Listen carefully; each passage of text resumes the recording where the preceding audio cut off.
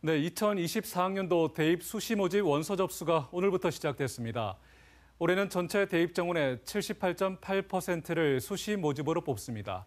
6번의 지원 기회가 있어 합격 가능성은 높지만 어느 한 곳만 합격해도 정시에는 지원조차 하지 못하는 만큼 자신에게 가장 유리한 전형을 꼼꼼히 찾아 소신 있게 지원하는 것이 가장 중요하겠습니다.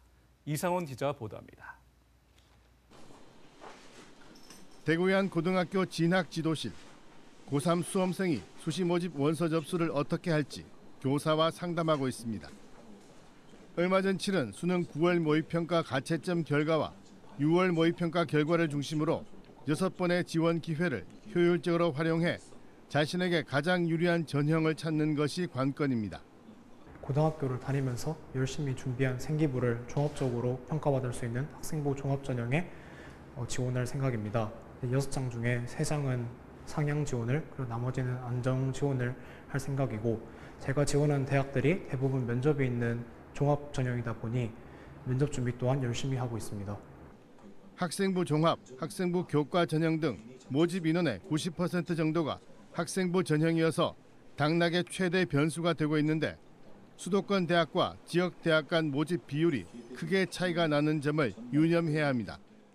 학생부 종합 전형은 수도권 모집 비율이 대구 경북권보다 2배 가까이 많지만 학생부 교과 전형은 오히려 대구 경북권이 수도권보다 2배 정도 많기 때문입니다. 수도권 이상의 대학에 지원하려는 상위권 학생의 경우는 소신 지원과 안정 지원을 적절히 안배하여 지원을 하는 것이 좋을 것 같습니다. 대구 경북권 대학에 지원을 하려는 학생들은 수시 모집 비중이 큰 것을 감안하여 정시보다는 수시 전형을 최대한 활용하는 것이 좋을 것 같습니다.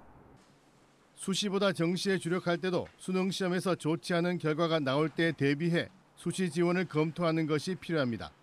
저는 수시 지원에 있어서 상향으로 3장, 그리고 안정권 대학으로 3장 지원하려고 하는데요. 평소 모의고사 성적도 괜찮게 나오고 있어서 정시까지 바라보고 있기 때문에 수능 이후에 면접이 있는 단계별 전형으로 지원하려고 합니다.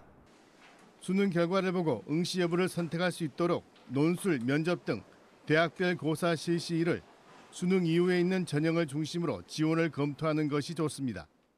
수능 경쟁력보다 학생부 경쟁이 월등히 우수한 학생이라면 수능 전 대학별 고사를 실시하는 전형이 유리할 수 있고, 반면 학생부보다 수능이 우수한 학생은 수능 이후에 대학별 고사를 실시하는 전형이 유리할 수 있을 것 같습니다.